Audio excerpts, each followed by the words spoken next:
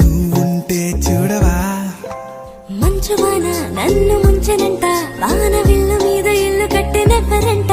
ఈ లోకమంతా నిన్ను చూసనంట ఏ దిష్టి నిన్ను తాకకుండా ఇంటిలోన దాచుకుంటా రంగు రంగు